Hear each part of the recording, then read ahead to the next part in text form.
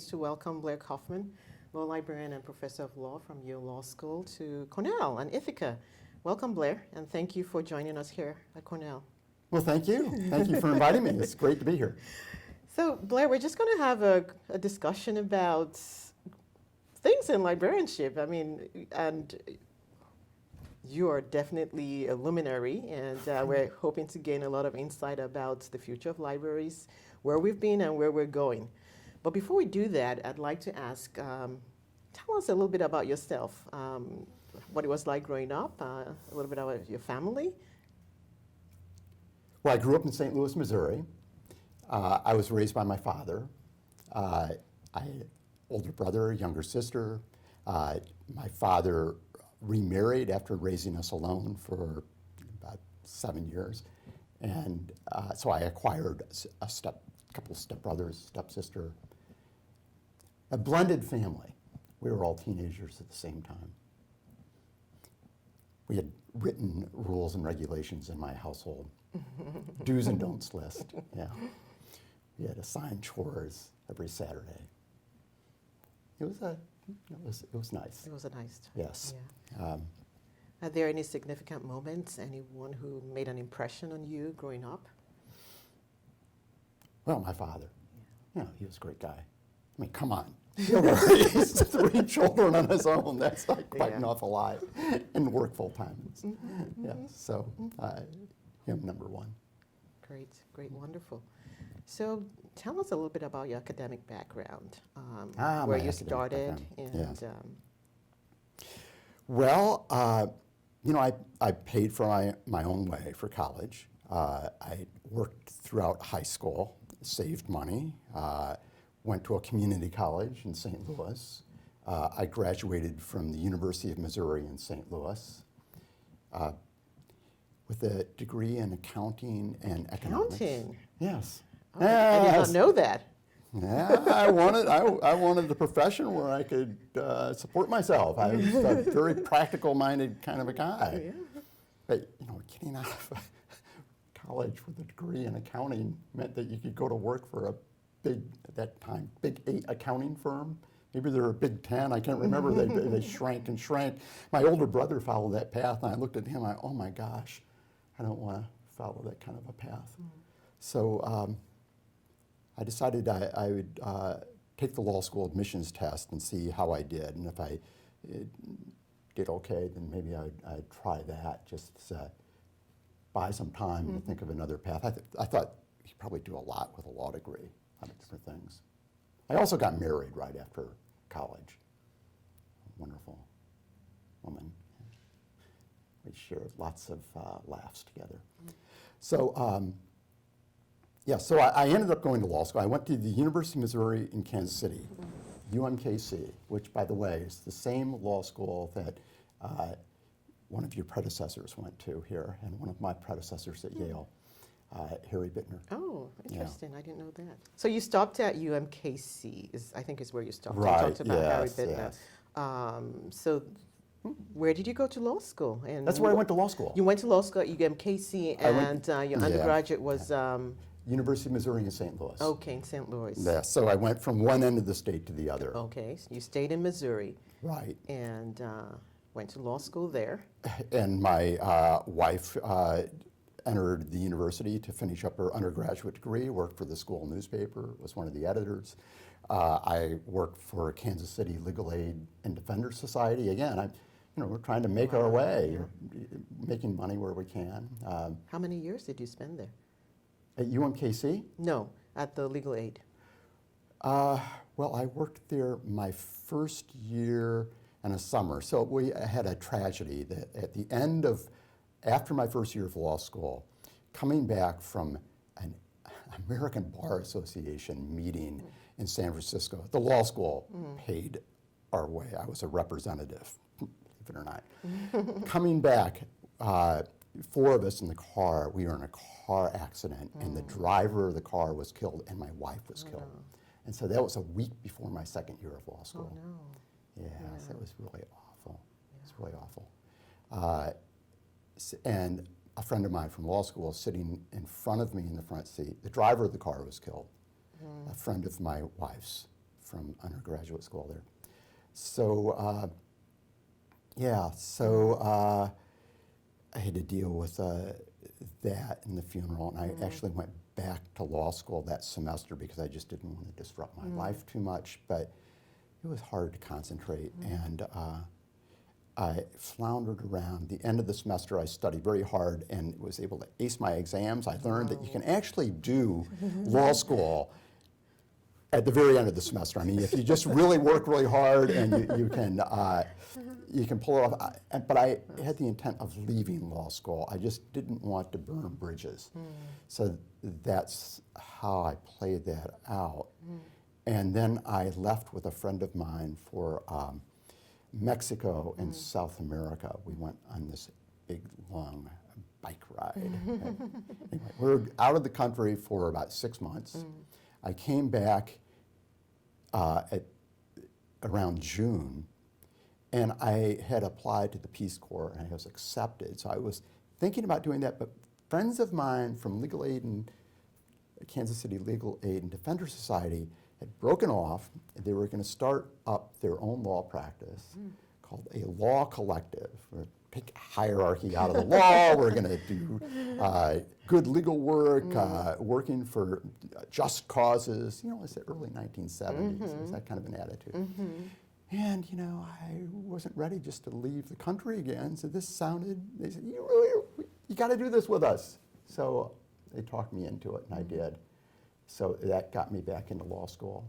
And I moved into a house with two of the people that were in the law collective, Kathy Keneally and Sally Wells. And this friend of mine that I traveled with in, down south, Jim Baggett, he was a musician. So we all lived together collectively. We had this guy, Ed, who was a communist that lived up in the 30s. Serious. He had his own little radio station. He a lot of correspondence with Cuba, you know, FBI folks sitting out in front of the house all the time. It was very weird. He and his friends would come and go. We went up to the third floor. We kept a separate life from them in our collective. So anyway, that got me back into law school, and we had a lot of fun starting up this law practice. And that cooked along, and I finished law school. And I had a scholarship, and it paid for my education. And it continued to run. It was a university scholarship, and I finished my JD, and I just continued on an LLM. It just seemed like an easy thing to do. And but at the end of that stint, I decided I really didn't like practicing law. And if I didn't like practicing law in that situation, I couldn't imagine doing it in another situation. So that's when I started to think seriously about librarianship. Librarianship. Yeah. And so, where did you get that inspiration from? You don't just suddenly think about librarianship. well, you know, I'd done a lot of legal research, hung out in the library quite a bit, and I just always liked libraries. I just always thought libraries were great. And I imagine one of the coolest jobs I could imagine would be working as a reference librarian in a general academic library, answering questions from wherever and learning all the time, learning how to find out the answers, learning what kinds of questions were stumping people, and figuring out how to get to the answers. And it just seemed like, wow, it's hard to imagine a job that would be more exciting than You that. found your calling, you did. Yeah, I really wasn't thinking about law librarianship. I was just thinking about being a librarian and being a general reference librarian. And still, I think that seems like one of the coolest jobs ever. I agree. Yes. So that's what got me going on the library school direction. There were also at the time, you'd see a lot of posters in libraries about interested in a career in librarianship, you know, trying to entice prospective candidates to library school. Yeah, I'm interested in a career in librarianship. That sounds good to me. So that was it. And So I began just thinking about general librarianship, and then I found out that, with a law degree, you could become a law librarian, and there's all sorts of great job opportunities. And so then I narrowed my search, and I found the University of Washington in Seattle. Marian Gallagher had this program there that was pretty well known. If you talk with anybody in the field, they knew about her program and would say, you should really think about that. So I applied to the program at University of Washington and was accepted. And What year was this? That was 1976. Okay. So the way the program worked is it began at the beginning of June, and it finished up at the end of June the following year. So it was 1 full year and a month. So you get a degree in a pretty short period of time. It turned out that I had a friend that I had worked for at Kansas City Legal Aid and Defender Society was now the director of Evergreen Legal Services in Seattle. And so he had a house in Seattle, and I moved up there, and he gave me a room when I first moved up. And so I had a place to stay immediately. And then within a month, I found an apartment building half a block from campus. They hired me as an apartment manager. So I was able to live there for no rent. I just had to come home every night. There'd be notes on my door, toilet in unit 17A, stop up, that kind of stuff. And then I would have to find somebody to fix it, that kind of a thing, deal with the rent problems. But it wasn't a bad deal. I got to know everybody in the building, of course, because I was the manager, and it was free.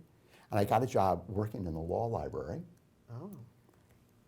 They had a rule at the University of Washington that anyone who worked for the university more than 20 hours a week qualified for in-state tuition. Oh.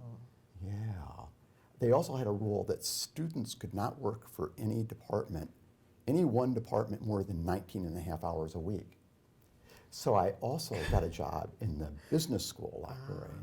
And then I picked up a third job in the students' rec center on Sunday evenings, down in the bowels of the student rec center where the bowling alley is. And I just check out bowling balls and bowling shoes, no, not bowling balls, bowling shoes, give them their lane, fix the pins if they got stuck, that sort of thing. Hardly anybody came down there on Sunday, so I would sit there and study, and they paid me to study. That's why I kept that job. It was just great. And I would get resentful if somebody came down there to bowl. Yeah, so that was the program. There were 5 students in my program at the University of Washington. It was part of the library school, but we had special classes over at the law school with Marian Gallagher. She had about a half a dozen specialized classes that you take, and we get a special degree. The degree we got at that time was an MLL, a Master's of Law Librarianship. That's very different today, I think. Yeah, they changed the program so it's more mainstream. It's very similar, though. So you'd have about a half a dozen classes with that Marian Gallagher taught, these small seminars. There would just be the 5 of us. Well, actually, we had somebody else join in. I think there were 6 of us, and who wasn't pursuing that specialized degree. I don't think she had to have a law degree to get into it. Seems like she must have been a very inspirational person. She was a very cool woman. She was a big wig in the American Bar Association. She was accepted by all these old guys. I mean, this was really a man's profession at that time. I think most law schools did not even admit women. I remember talking to one law school dean, a woman law school dean who was a graduate of Yale Law School, and she said she went to Yale after being denied admission to Ohio State University. She said it was clear what I lacked. And you know, you just had to be a man. Yale was one of the few that took women, but there weren't very many women in those days that went to law school. That's why you can admire somebody like Hillary Clinton, that it took a bit of courage to go into that kind of environment as a woman, I think. I think it's very different now. It's half and half, and it's very mainstream. Back then, the women in my law school class, there were very few, were, I don't know, they had a lot of spunk. I can imagine. I can imagine. So you finished in a year. Oh yeah, so in library school, that's right. Finished up.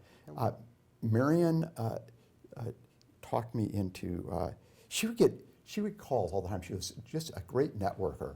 Well, first of all, she would bring in some of the top law librarians from around the country to come in and talk with us. They'd happen to be in town. She was buddies with all of them. So Frances Gates, who was at Columbia University, came in, and we'd join in on our class about library administration and co-teach it with her if he was in town. And people like that, just to jazz things up a bit.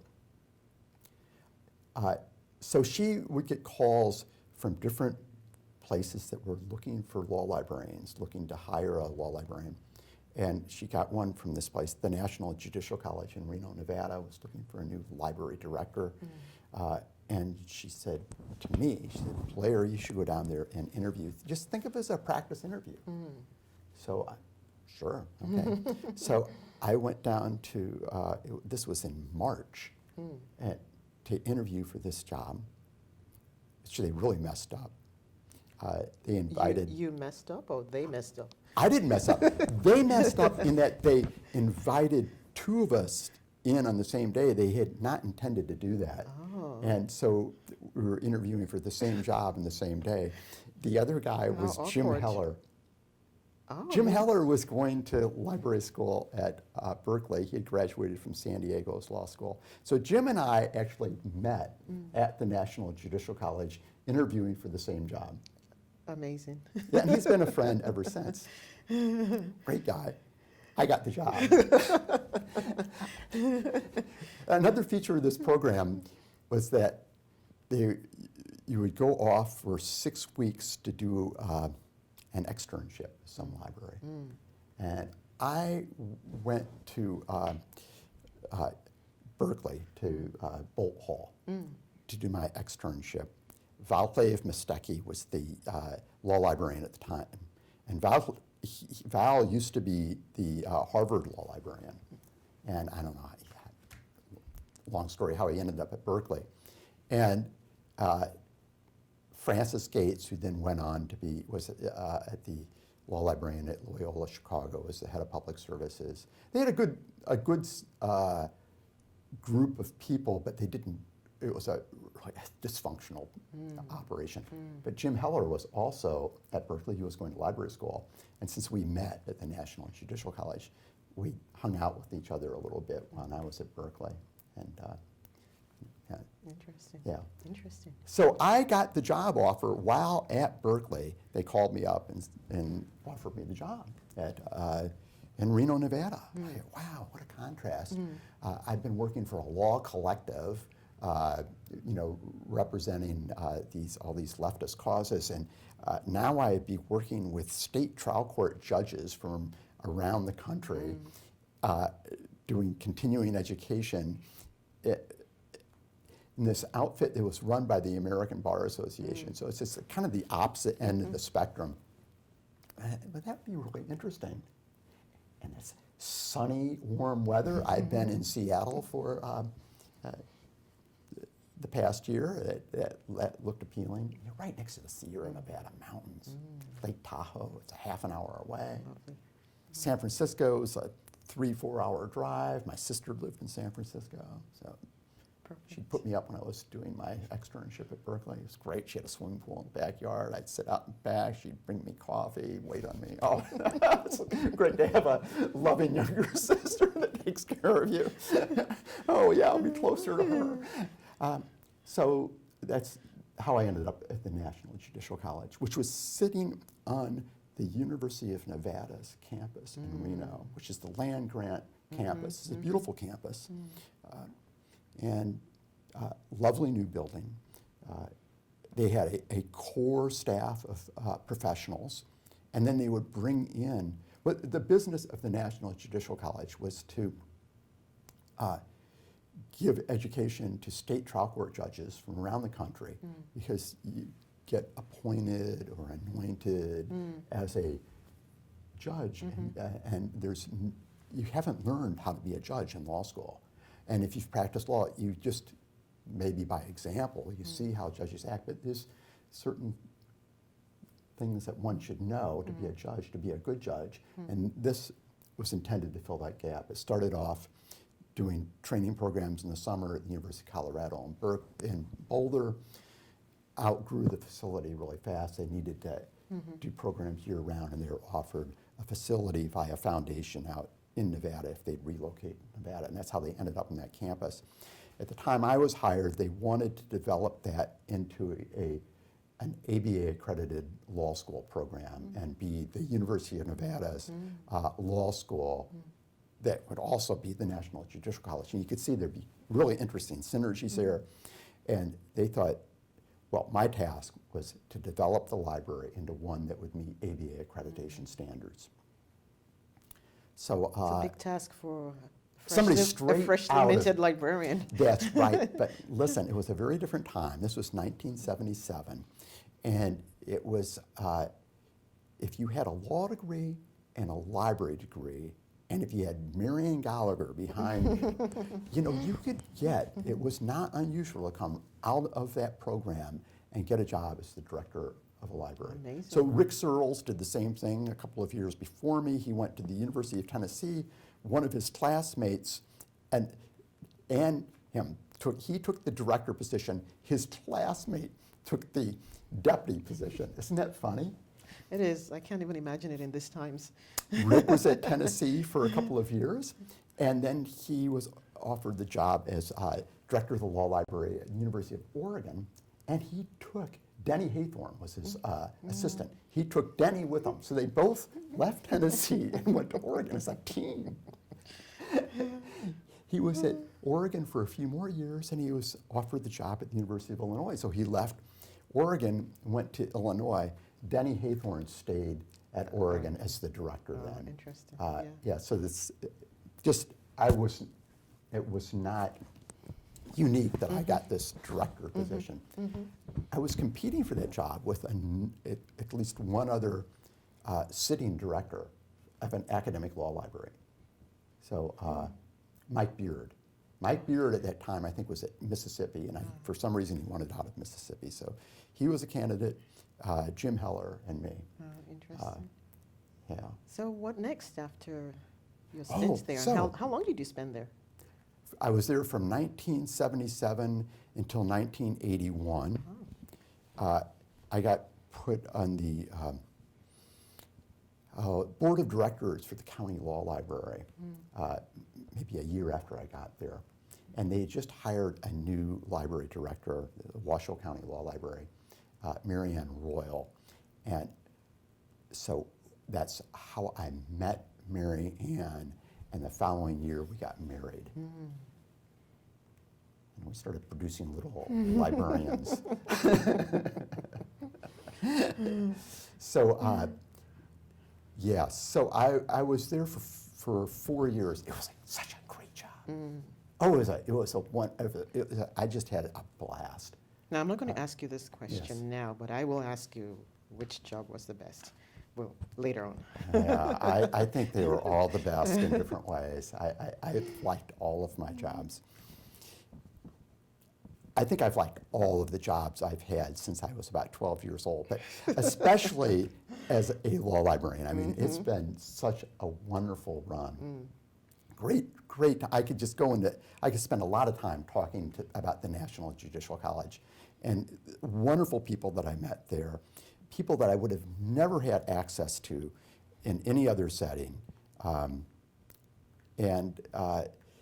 So it was great, but what happened was the state legislature voted down the idea of putting a law school at Reno. And once that happened, and it became clear that the law school wasn't going to come. I knew that my career wasn't going to go anywhere, that it was going to be sort of flat.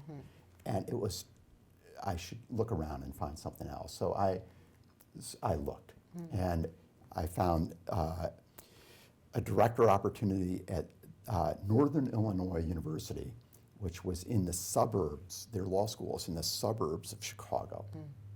And it was a law school that had been newly acquired by Northern Illinois University. It was an existing law school. It had been Lewis University's law school, but they floundered. It was really mismanaged kind of an operation. They had been denied provisional accreditation by the ABA, which is a huge blow to them. And a big piece of it was their library did not meet accreditation standards.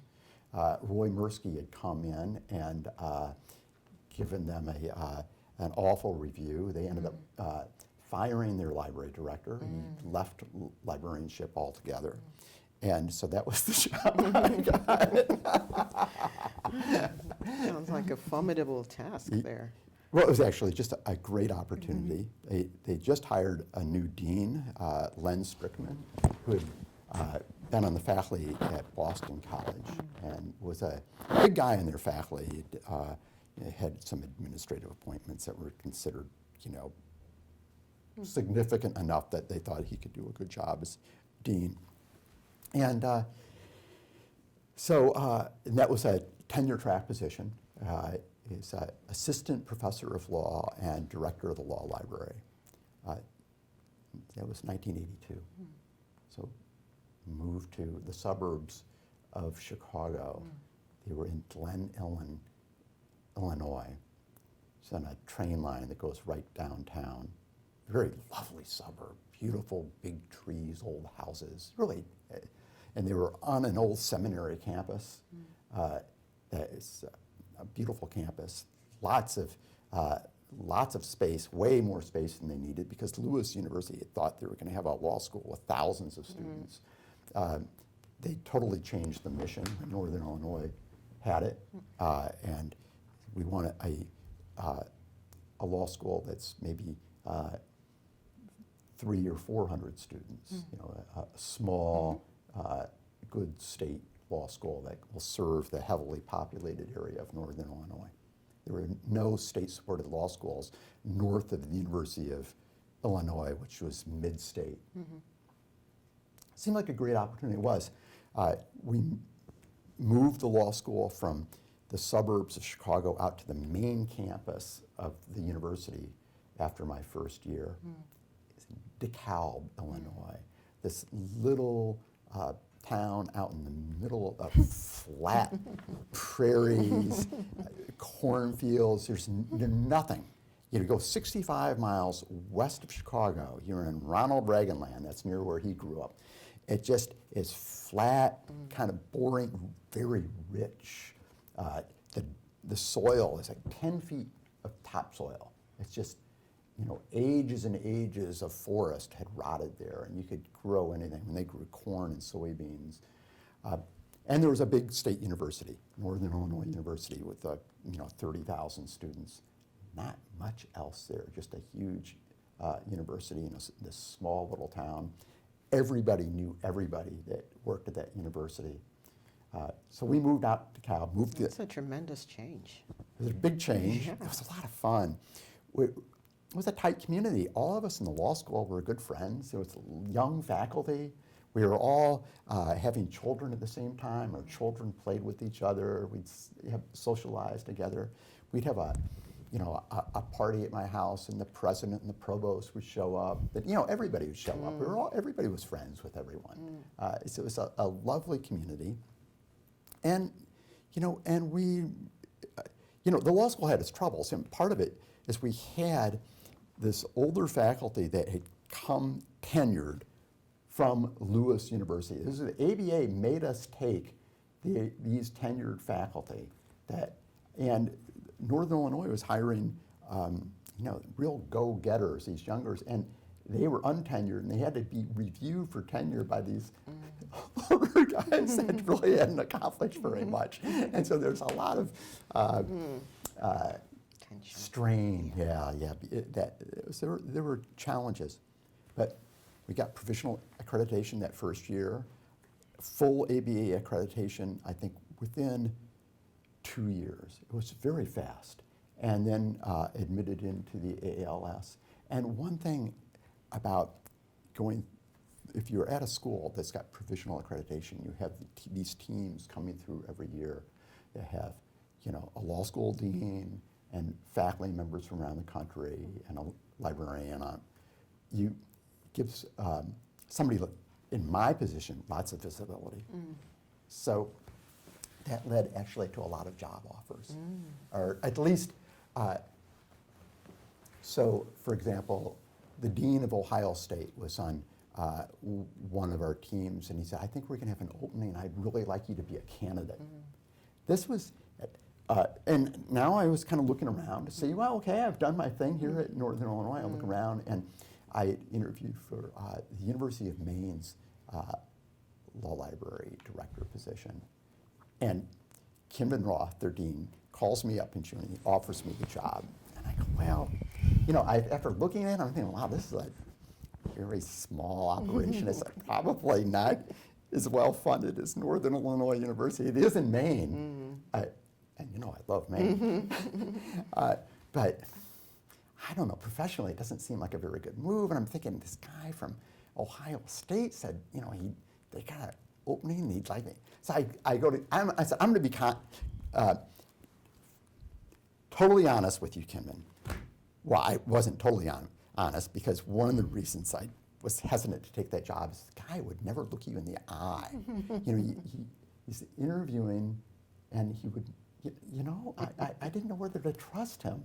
It turns out that he's just actually a shy guy. I got to know him a lot better later on. So anyway, he offers me the job, and he says, and I said, I have to be honest, no, I'm not, because I really feel like I'm obligated to stay. If I take it, I'd want to stay for at least, no less than 3, probably at least 5 years. And I'm just out of the market, and I'm more professionally ambitious than that. And I'm looking at, other opportunities. Like what? Well, I said, like Ohio State, for example. And he goes, but Blair, Ohio State is in Ohio. I go, that's a good point. We're in Maine. That was a selling point. And I asked my wife, Mary Ann, I go, what do you think? Should I take it? She goes, Blair, it's your career. You make the decision. Don't ask me. So that's when I said no. Yeah. And after I said no, she got really angry. And I knew there was a communications problem. And it's, is this a sign of things to come? I thought that we were on the same page with this one. And she just said, oh yeah, it'd be so great to live in Maine, let's do it. I would have done it. Yeah. Listen. Well, you didn't. And you didn't do Ohio State either. No, Ohio State never came along. Instead, what came along was University of Wisconsin.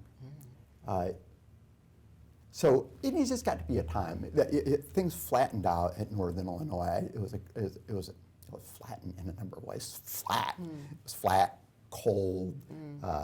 Despite the good friends, you're in the middle of nowhere, and it's just time to do something else. My children were just beginning grade school, and it seemed like this would probably be a good time to move. So I started looking around and applying for director positions. And it's really interesting at that time because there were 3 of us that were directors that were looking for jobs at the same time and were interviewing at the same places. So Bill James, who ended up going to Villanova, Don Dunn, who ended up just staying where he was at Western New England, and me. The 3 of us interviewed, I think, at Villanova. The 3 of us interviewed at Southern Methodist University in Dallas, and we interviewed at University of Wisconsin. And while I was, and people interviewing us knew that we were interviewing at these other places, I think. When I was at Southern Methodist interviewing, the chair of the committee told me, I just got the news that Bill James is withdrawing because he's accepted the position at Villanova. And I go, yes, it was actually the one job out of the three that I wanted the least. And they took him out of the running for Wisconsin, which was really the one that out of the three that I was excited about. Why is that? Why were you excited? Well, you know, Madison, Wisconsin's not that far from DeKalb, Illinois, but it is a different world entirely. You head north, just straight north of DeKalb, and less than 100 miles and you're in Madison. But the terrain changes once you cross that border into Wisconsin. It starts getting hilly. There are a lot of lakes. It's a beautiful country up there.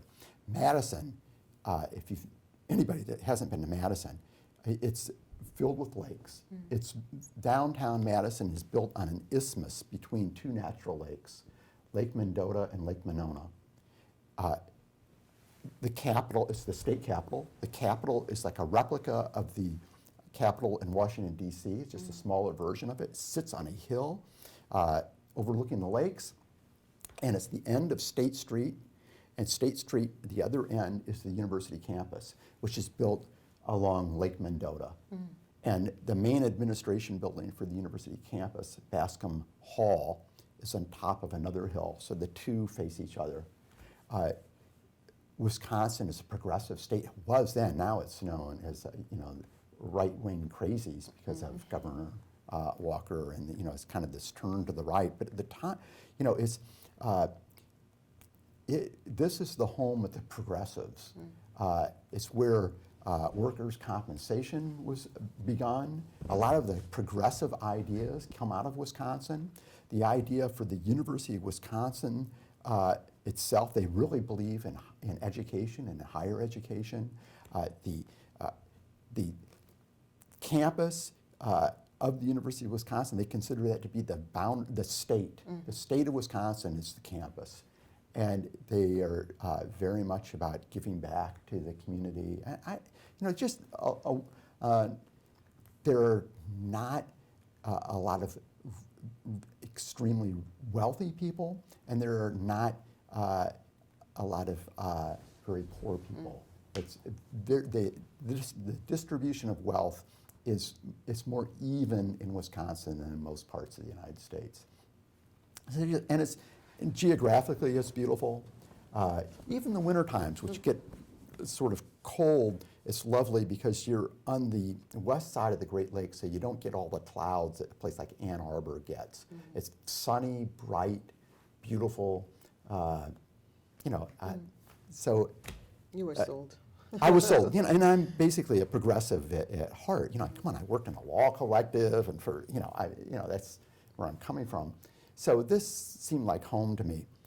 And it's a great law school that did not have a library that matched it.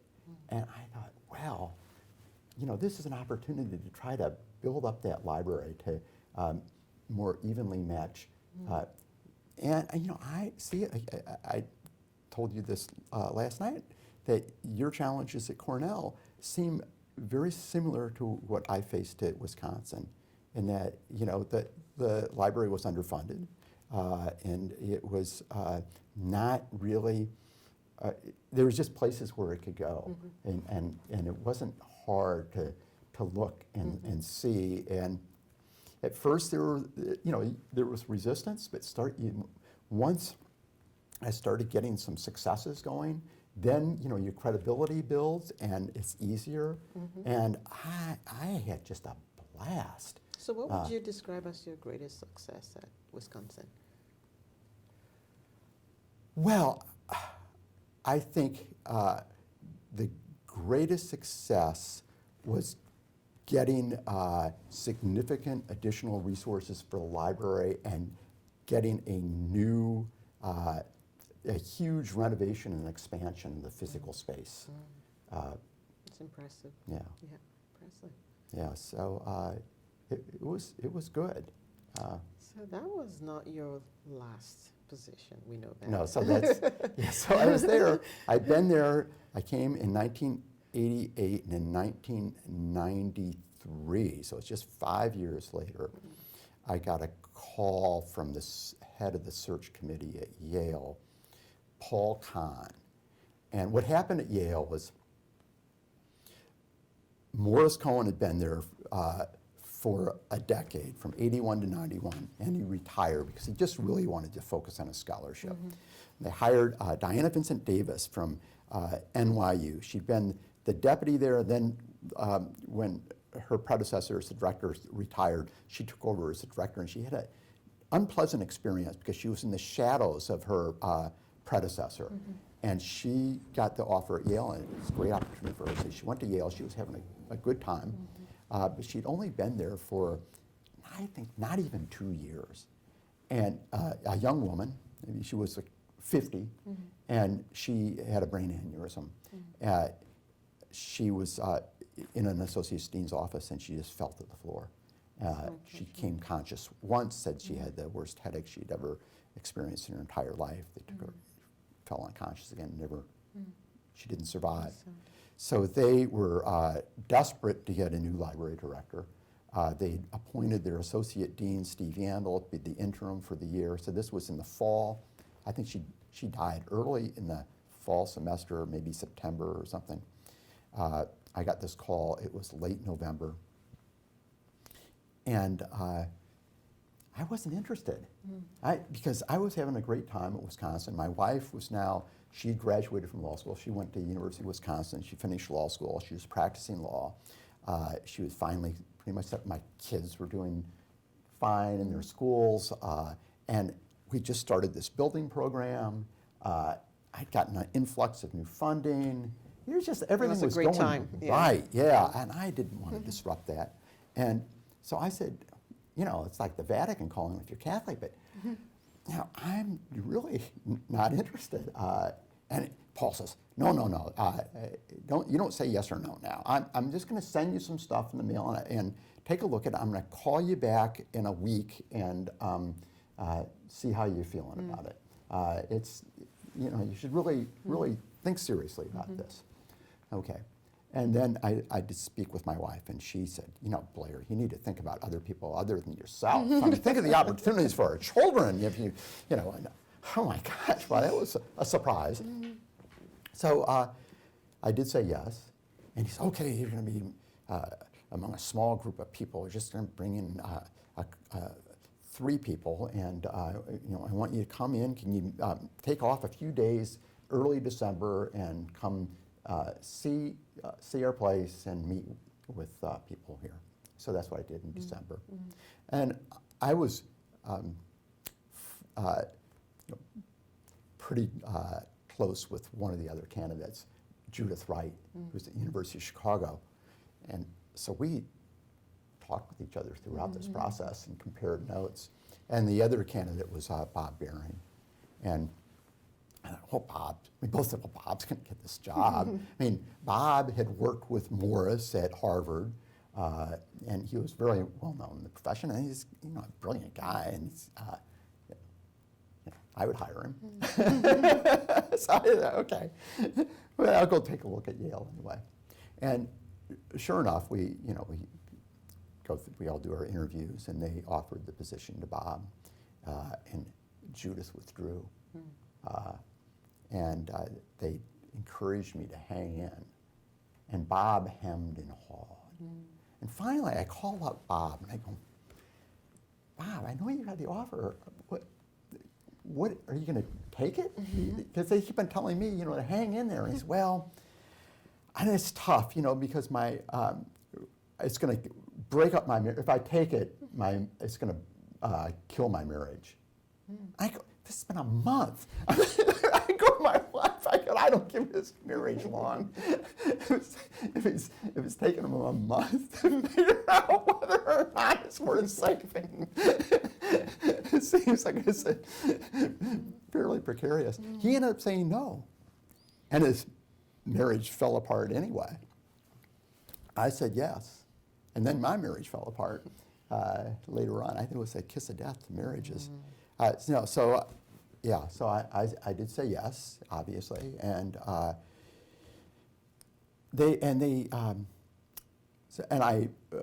began the summer of 1994. So that would be 22 years ago. Yeah, 22 years, yeah. Oh. So what stands out at your time, Yale? Oh my, hiring you, Femi. You're pandering now. No, tell me, really. Well, that was a highlight. That was such a surprise. I didn't expect that we would, I'd never met you before we interviewed you. And oh my gosh, she's amazing. I fully expected we were going to hire somebody else, but then we saw you and we all changed our mind. But before we ever got there, I think I was very fortunate to have Bonnie Collier there on the library staff and ready to jump in as my associate librarian for administration. She's just such a sea of calm and good sense. She's smart. She understands the university really well, and she's just such a lovely person. It's just so much fun to work with, and to be going through this huge renovation project, which was quite a challenge because we were living in the building during the renovation, and it was all around us. And this was funded by an endowment, wasn't it? A gift to the. So, well, there was a lot of a huge capital campaign around this. So it was the entire law school, not just the library. And it was initially projected to be about a $40 million project. It ended up being over $100 million in the end. Listen, I was at the University of Wisconsin working on the same thing. We had a $15 million addition and renovation project at the University of Wisconsin. We had to raise 5. The state was putting in 10. It was such a challenge to raise that $5 million. I'd go off on fundraising trips with my dean and the head of development. I never got involved in that kind of stuff at Yale, but at Wisconsin, we'd go out on the road together. It was a lot of fun, and spend the night different places and give our little talks. But it was tough to come up with that extra $5 million for this $15 million renovation project. And the building committee, we'd meet together, and we get 3 different ways to do something that the architects would present, and we'd always be searching for a 4th, less expensive way to do it so we could save some money. At Yale, we had all kinds of building consultants and whatnot coming in, meeting with the building committee. They present 3 ways to do something. We'd always seem to find a 4th way that was more expensive. Yeah, it was a hugely expensive kind of a project to do, and it took many, many years. But am I answering your question? What stands out in your time at Yale? And, well, okay, so the renovation project totally consumed us from 1994 until 2000. Oh my goodness, So 6 years. Yes, it was a 6-year-long project, and my office moved 7 different times during that period. So we were just moving all around the law school. And the stacks and we had libraries? to gut the entire library, different parts of it at different times. Everybody in the library had to move their offices several different times, and there'd be a lot of noise. They tried to do most of the construction while classes weren't in session and so on, but there's just a lot of disruption going on. But it was worth it in the end. Oh, absolutely, it was worth it, and it was worth it throughout. Nobody on the staff, I mean, I think some of the students found it difficult, but nobody in the staff, we all took it in stride. We knew that there was going to be the morale stayed pretty good throughout. again, I think, Bonnie helped a lot, with the morale, on the morale front. Kind of upbeat person, kept Positive. things going. Yeah, it kept positive. Yeah. That's And we're all, we kept on showing pictures of what we were going to get.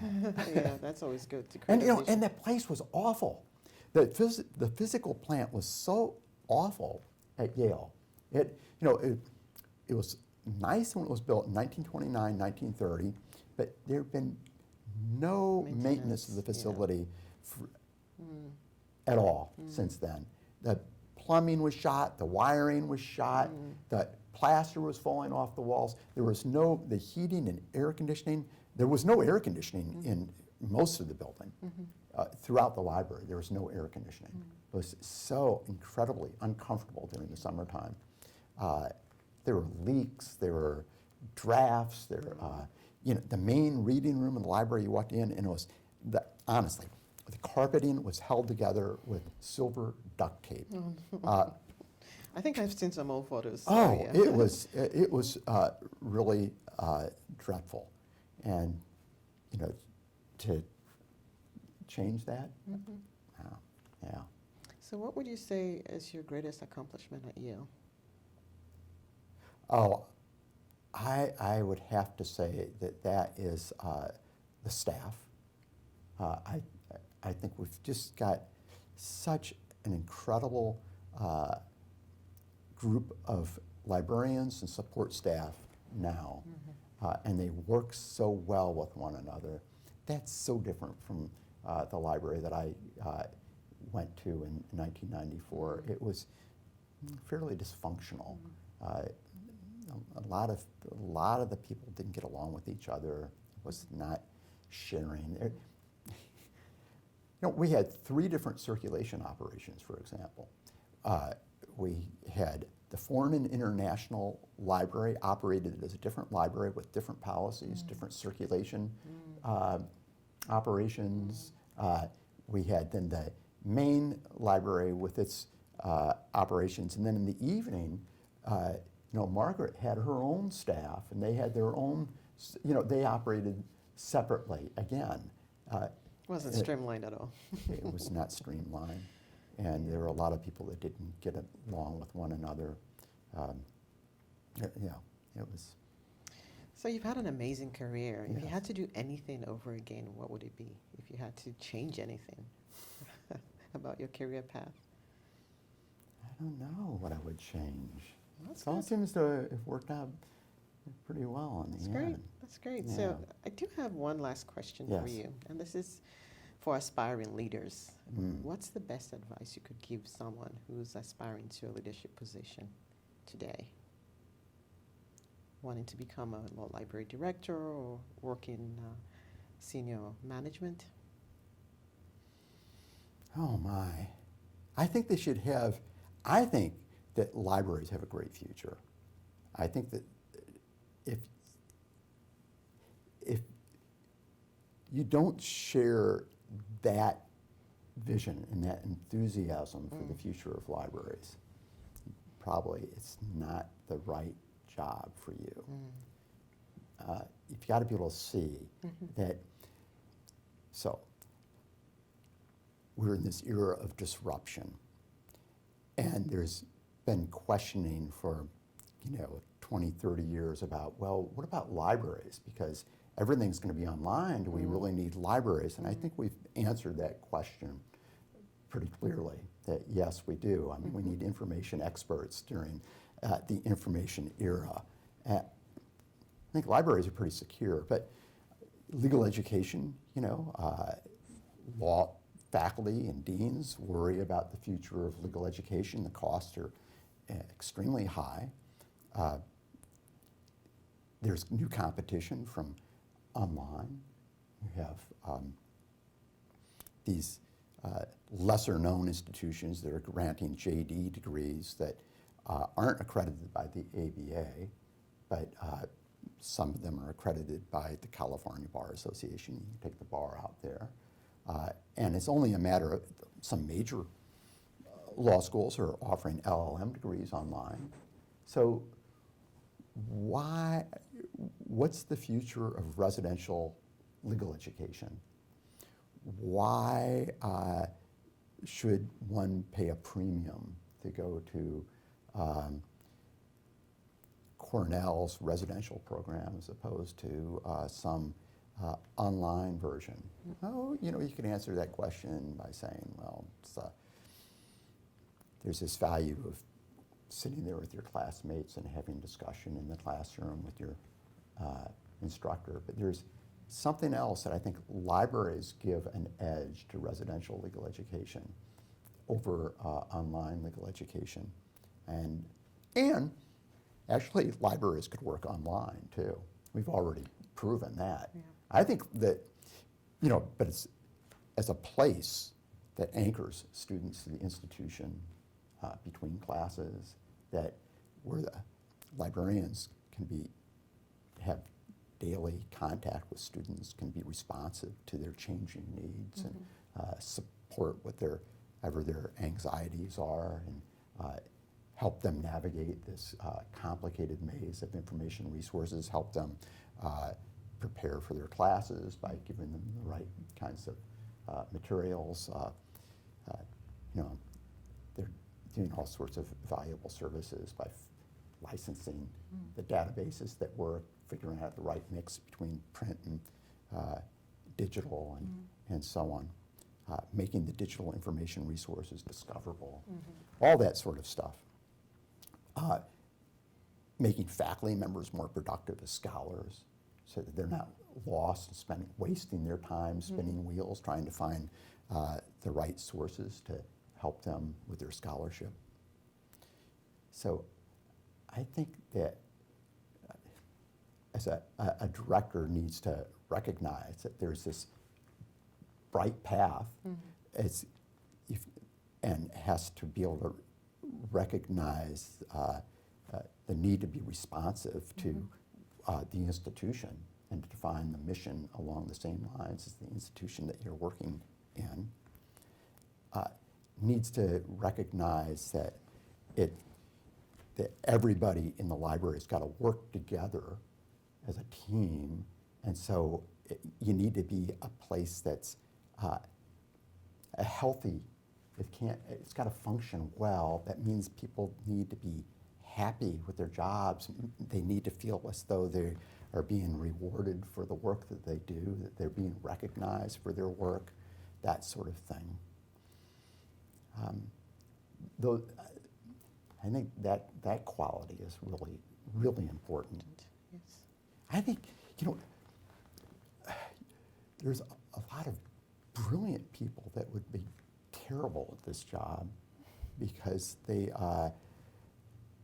that element, I think that people element that's so important. We're a people profession. Definitely. And, you've got to be able to relate to a lot of constituencies. You need to appreciate the faculty, everybody within the law school, and understand the bigger institution. And, you got to work with them as a team and not think of the library somehow being in competition for resources. I mean, there are limited resources, but if the library is doing what it ought to be doing, it's going to get the resources that it needs. You need to be sympathetic to the challenges that your dean is facing, and you really need to work closely with. And the deans change from 1 year to the next year. Any library director is going to end up working through many, many deans.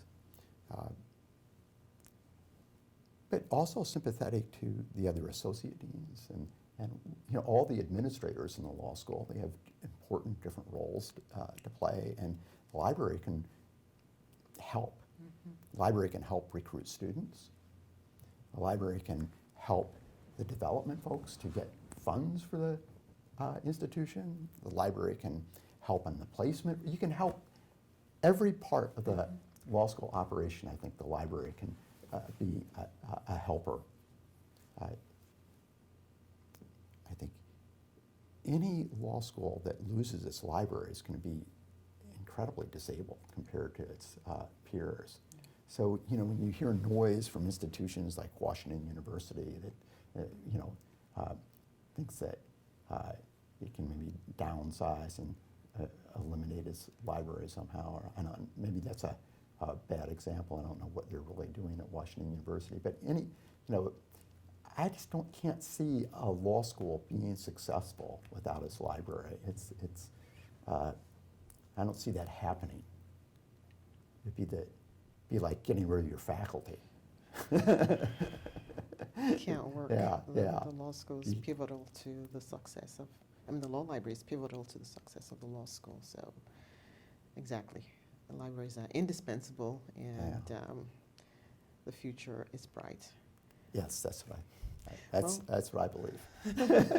But I'm going to get out. So you have a couple of months left. Yes. And what will you be doing? You know, I'm fortunate that you know, now this is my third wife. I've been married for 5 years, and we have a great relationship. We like to hang out with each other. We have lots of fun, and we're moving to Maine. We have a house in Maine. We're going to move up there, and At last, Maine. Yeah.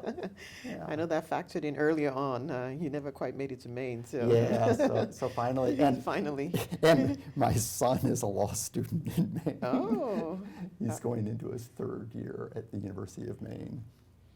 Perhaps working in their library. Oh, okay. Yes, So that might be our next generation law librarian. Who knows? Yeah, we'll see. Well, thank you so much, Blair, for spending time with me today. I really appreciate it, and wishing you all the best and a happy retirement. Thank you, Femi. Thank you.